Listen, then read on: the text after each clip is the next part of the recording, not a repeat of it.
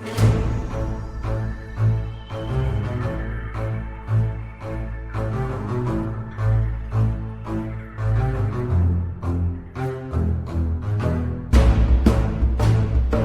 welcome to Tikiman and the Viking podcast. This is the Viking. I am William Bryan Johnson, writer of Hell to Pay and The Dark Cry of Aristed, and he is the Tikiman. I am H.B. Burlow, author of the Ark City Confidential Chronicles, the 4-book series, but also the author of The Day of Calamity. That's the Wichita Chronicles Volume 1. Coming soon. To be released November 29th, 2023. All the previous episodes I've said, and a future thing. Well, that's the future thing. I'm excited about this, a very brand new historical crime fiction series. And today we are at the Advanced Learning Library, and we have a special guest. We welcome today April Pameticky, a writer, a public school teacher, a mom, and of course the first ever poet in residence at the Wichita Art Museum. Thank you for joining us today. Thank you so much for having me. This is really great. It's an honor to be here. Honored. She's honored. She is honored. I am. I am. Let me ask you a question. When you are introduced to others, when you introduced yourself, do you prefer to be referred to as a writer or a poet?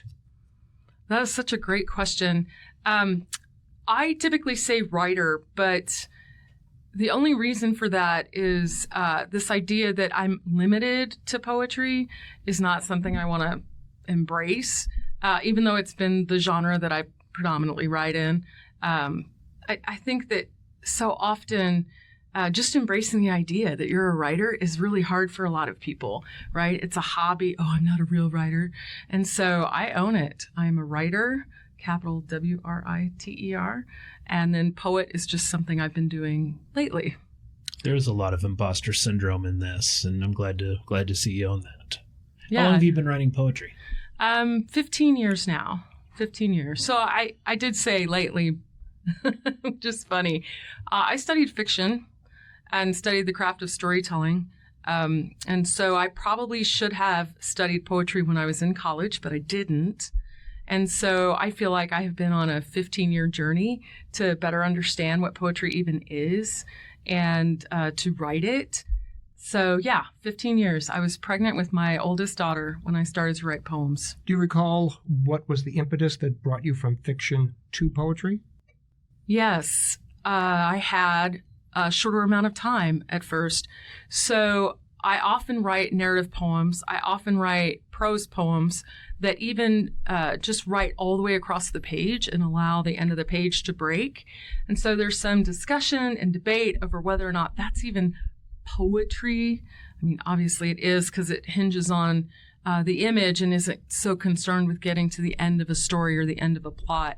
But I distinctly remember that I just wanted to capture a moment. I didn't want to tell before. I didn't want to foreshadow what was coming. I just wanted to try to capture this instant in time. And that's when I knew, oh, you're a poet. That's a different thing. Like you're not concerned with the ways in which a fiction writer wants to keep hold of the reader. It's a different experience. For sure. Absolutely. And I got my start in poetry, and I loved lyrical poetry, although I was always terrible at writing lyrical poetry. Yeah, I love it. I have found that when my students tell me they don't like poetry, I always say, well, do you like rap? Do you like hip hop? Do you like music at all?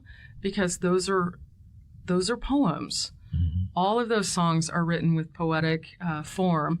And so I just tell them you just haven't found your flavor yet. There's a lot more to try. Rap, flavor. I'm thinking Flavor Flav, but that's where my mind is going.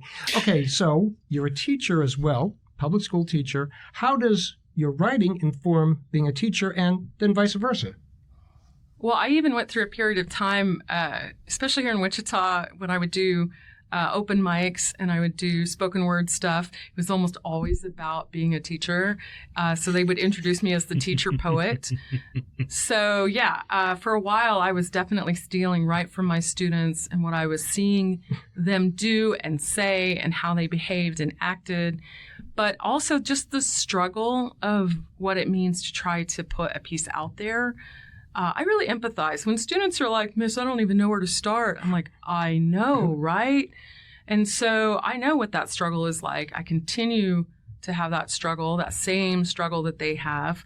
And so I can really talk about, well, okay, what is it we really want to say? We don't have to have a fancy way of introducing it. Let's just start with what you really want to say. We can build from there. We can't build anything if there isn't something on the page itself. And you've also worked in the Wichita poet community. Yeah. And yeah. also had some times at the library where you taught poetry, correct? Yes. So I haven't done as many events since COVID. COVID had a huge impact on the writing community anyway.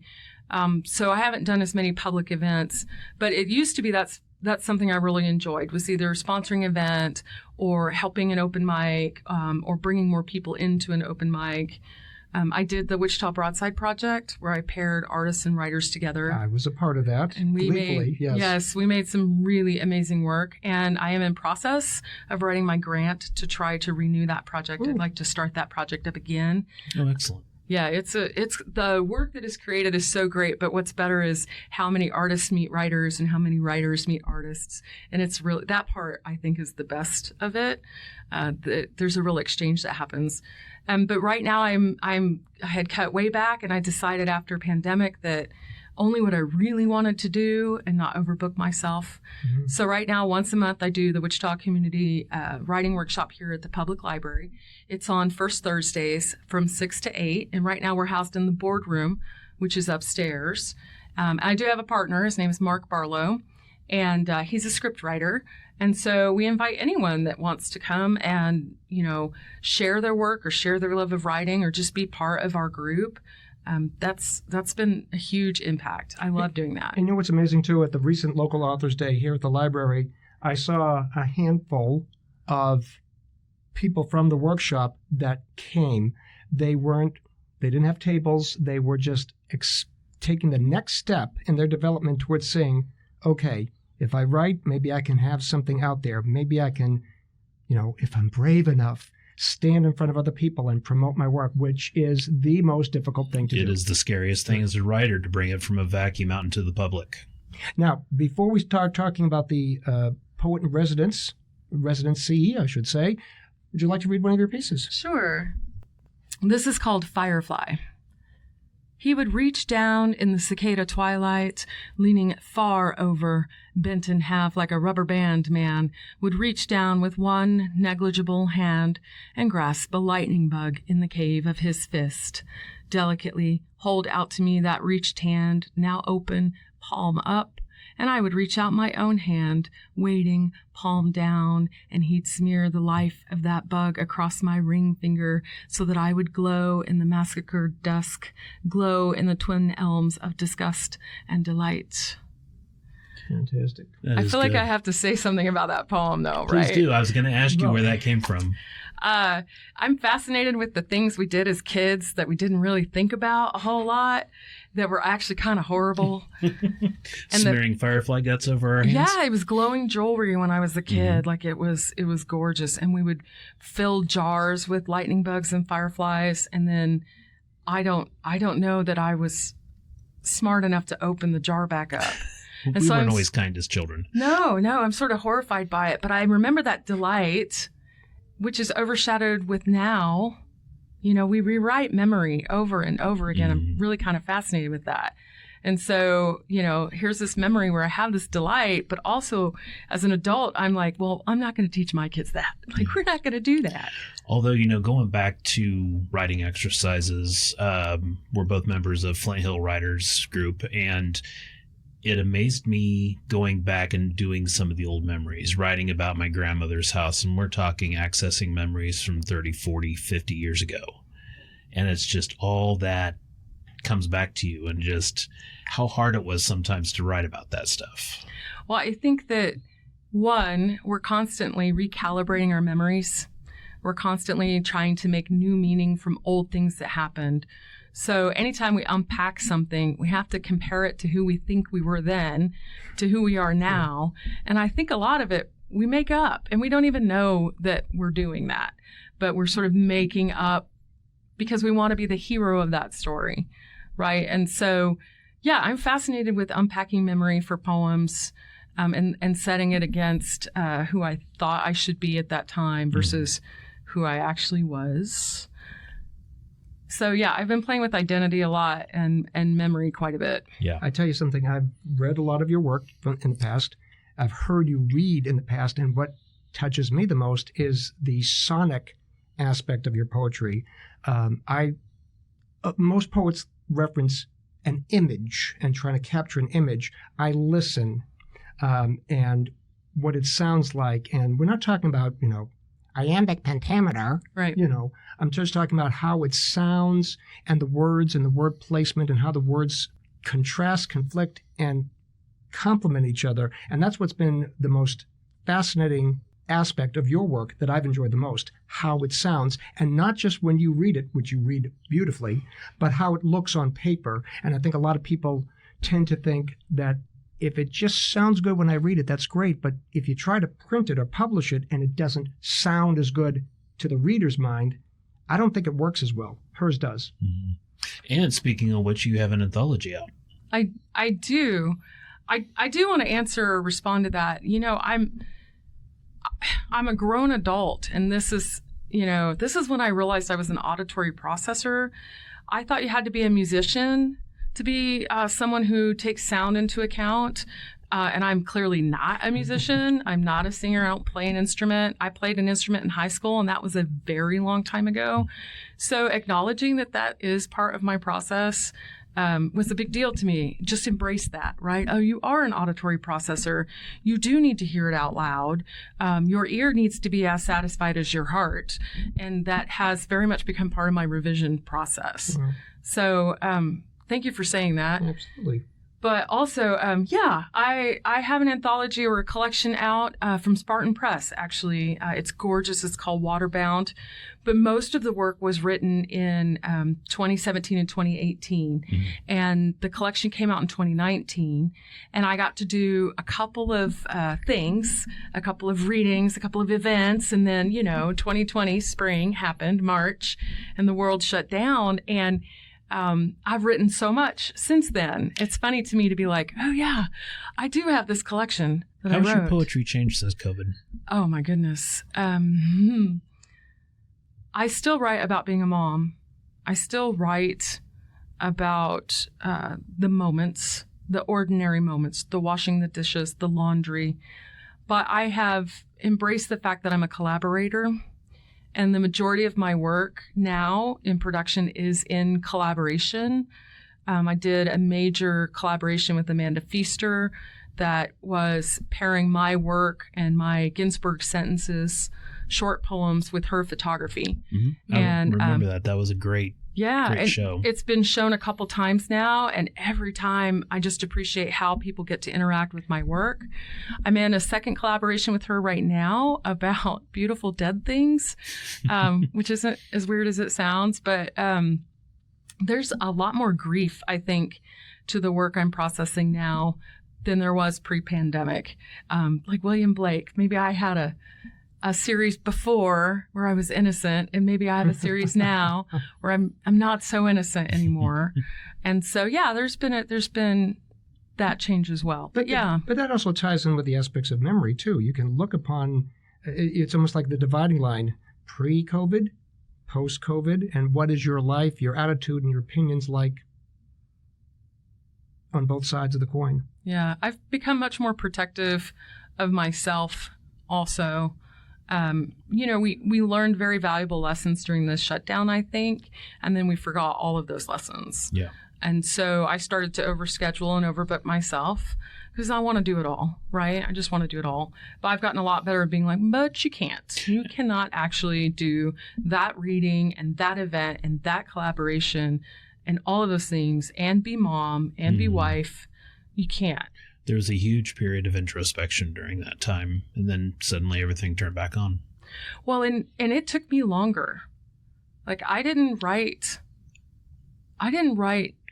any serious work for 2 years. So last fall of 2022, I started to really get itchy, right? Like I knew work. All right, I've been percolating long enough. The writer's mind. Yes. Yeah. But I couldn't make space for it. Because as a school teacher, you're very busy. As a mom, I'm very busy. And so I started to ask myself, man, what do I need? Like, what do I need? I was like, well, summer is coming. By 2023, I was like, summer is coming. How am I going to make this work? And so that's how the residency. I knew this was a segue into that. There we go. I could sense that. Tell us about, it was a poet in residence at the Wichita Art Museum. Yeah. They'd never done that before, correct? Nope, they hadn't. One of the things that the Wichita Art Museum is very interested in doing is creating creative space for the community. In the same way that the public library here is wanting to be a space for people to come, create, and read, and they have programming that is trying to encourage that. The Wichita Art Museum is also developing that, deep connections to the creative people within the community. So the first thing I want to say is this was not a paid residency. So let's clarify that unlike some residencies, which can be prizes or awards, this was about me having space to create and being encouraged to be there. In time. Yes. And they also want and continue to discuss with me future programming that would appeal to writers. And so basically we forged this relationship. So for 6 weeks? I think fully it was the end of June all the way through to the end of July. I spent about 12 to 15 hours in the museum each week, in the mornings usually, and just was encouraged to create in that space. Here's your table, here's your chair. What else do you need? What would you like to know? It was an amazing experience. Going back to time, do you feel that there are times of the day that you're more creative versus not? Yes. Morning, which I hate because I would really rather be in bed. Right. And sleeping. Would love to sleep in, but yet I can create. That's when things are fresh and new. That's when maybe my dream self had been thinking about something. The beautiful part about being at the museum was not only did I have space, but at any point when I felt like, I don't know what to write about today, I just got up. Like I just got up and went and found a painting or found a sculpture or found something to interact with. And that just really just kept things going. There were days I wrote 3 and 4 poems in the space of time that I was there. That is not normal.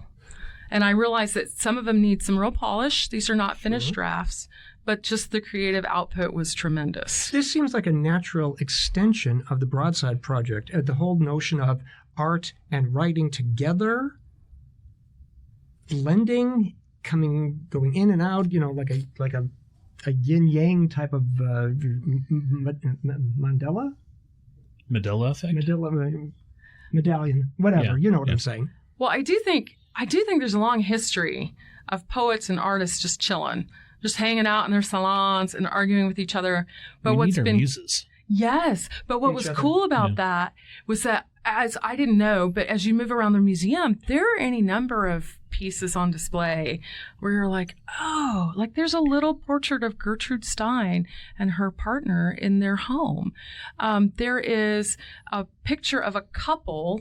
It's Frank and Sheila. I'm drawing a blank on their last name, but they're writers, right? And so they're just chilling and hanging out. Herman Hesse. There's a really stunning portrait of Herman Hesse hanging. I am a Grace Hardigan fan, even though I don't always understand her abstract work. But she and Frank O'Hara had this back and forth frequently. And so if you do any work with that history, you'll find their posters that she made in response to his poems, all written in New York. I mean, it's just neat. It's just neat.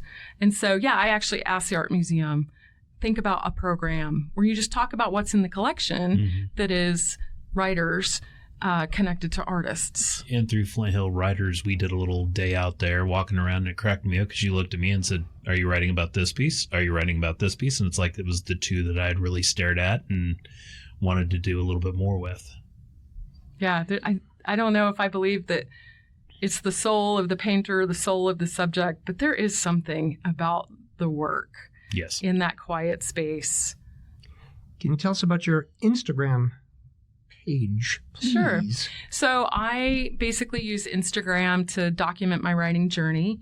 And I use the Instagram Linktree system to help guide people back to my blog and to where some samples of my work is located. But I will also say that I am still learning to use what is very visual and have some authentic writing there. There's actually a huge Instagram poetry thing. If you're at all interested, IG poetry is the hashtag that just will explode with people putting their work out there to be read. Wow, Nice. I was not aware of that. I'm going to go back and let's do one of the poems that you did from Wham. Sure. Okay, this piece that I'm going to read is actually based on a new acquisition that the Wichita Art Museum purchased called Here I Come. And it is a stained glass image. So for just a moment, think of a very bright sun and think of a young girl running full tilt. And so here's the poem, Here I Come. Somewhere between adulthood and childhood, we become unmeasurably concerned with how others might watch us move through the world. We temper action with fear of perception. This could be a good thing because we don't want to be assholes. We want to be liked and part of the group, to fit in. We forget how to run. Maybe we weren't fast enough and never won any races. Or maybe we fell that time, skinned our knees, sprained an ankle, stained our clothes beyond baking soda and scrub brush. Or maybe we make that weird face when we run, contorting our mouths. And when I say run, I don't actually mean run, because a lot of you fools run and love it and stay fit. Sometime between then and now, my girls, both of them, have lost the power to run like this, full tilt, no self-consciousness. And I think that's the fulcrum point, the slow tilt toward dying for all of us as we give up a little more of our own delight every day. Excellent. I'll say wow. I'll say wow on that. That's stunning. Well, okay, now, why don't you tell us your Instagram page so our listeners can find it. And of course, Brian will make sure that that link is posted on the podcast page. Well, it's at April in Wichita. Got to keep it simple because that last name is a doozy. So just find me at April in Wichita. April in Wichita. Anything else you have coming up or out? No, right now I'm in the business of submission, and it's cruel and terrible, and you get a lot of rejections, and that's part of the business. And hopefully by spring or summer next year, I'll have a new collection based at least in part on things that I wrote while I was at the art museum. And you'll let us know so we can let any listeners know as well. Absolutely. And maybe come back out and talk to us again. I would love that. Awesome. We thank April for joining us. She is our first ever interview on the Tikiman and the Viking podcast, and we're thrilled to have her. She's a dear friend and a great poet and a great writer in general. We won't limit you, okay? Thank you. Thank you. Well, thank you for joining us. Remember, the Arc City Confidential Chronicles and the new book will be available on Amazon on November 29th, 2023, The Day of Calamity. And Hell to Pay and Dark Cry of Ariston is available on Amazon by William Bryan Johnson. We thank you and welcome you back again for another episode. Have a good day. Take care. Bye-bye. Tikiman and the Viking podcast is brought to you by Rumination of Thunder Media. The following intro and outro music was used for this media project. The music Find Them by Alexander Nakrata. Free download from filmmusic.io. License Creative Commons Attribution 4.0 International.